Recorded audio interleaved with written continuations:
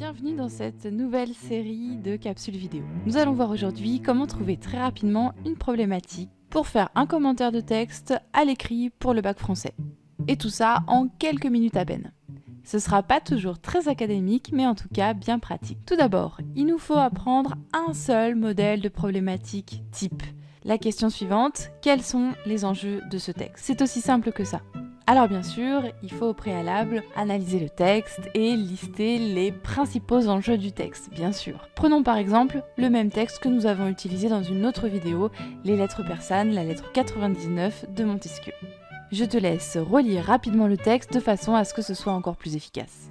Après avoir analysé les différents enjeux du texte, on se rend compte du fait que cette lettre est une fantaisie divertissante finalement, qui utilise le procédé du regard étranger, et cette lettre cache une satire des mœurs des Français et de leurs travers. Donc on porte une dimension argumentative très importante. Nous allons maintenant appliquer la méthodologie. On reprend donc ce modèle de problématique. Quels sont les enjeux de ce texte? Et puis on va personnaliser. Donc on enlève le groupe nominal ce texte et on adapte de ce poème, de ce dénouement, de cet incipit, de cette lettre, ou éventuellement on précise un peu plus avec plus de subtilité de cette fantaisie divertissante. Au choix. Voici la première étape. Donc on précise à quel type de texte on a affaire, ainsi que ses qualités, ses caractéristiques, ses singularités. Deuxième étape, on va cerner un enjeu majeur. Quels sont les enjeux argumentatifs de cette lettre? Quels sont les enjeux poétiques?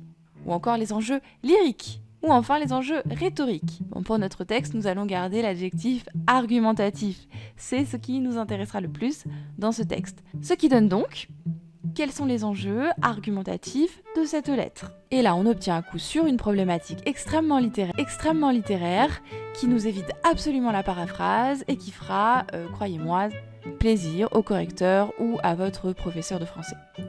Si l'on veut maintenant améliorer plus encore cette problématique, on peut remplacer certains groupes nominaux par certains enjeux encore plus précis, ce que l'on avait vu lors de l'étape préliminaire, lors de l'analyse des grands enjeux du texte, ce qui peut donner, par exemple, dans notre cas, quels sont les enjeux argumentatifs de cette fantaisie divertissante.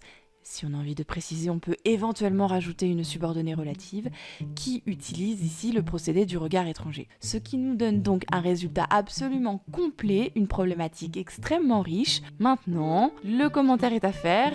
Il faut bien sûr se tenir à cette problématique avec un plan détaillé qui lui correspond tout à fait. Pour récapituler les différentes étapes de cette méthode extrêmement simple, on pose tout d'abord la question: quels sont les enjeux de ce texte? Il nous suffit dans un deuxième temps d'adapter le groupe nominal de ce texte, on le remplace par un groupe nominal qui correspond mieux au texte en question, et puis on sélectionne un enjeu majeur qui sera notre fil rouge, notre fil directeur, de façon à pouvoir avoir une problématique qui est totalement adaptée à chaque texte étudié. Voilà, j'espère que cette méthode était simple et qu'elle vous permettra d'affronter les épreuves anticipées de français, notamment l'épreuve écrite, avec plus de sérénité. À vous de jouer.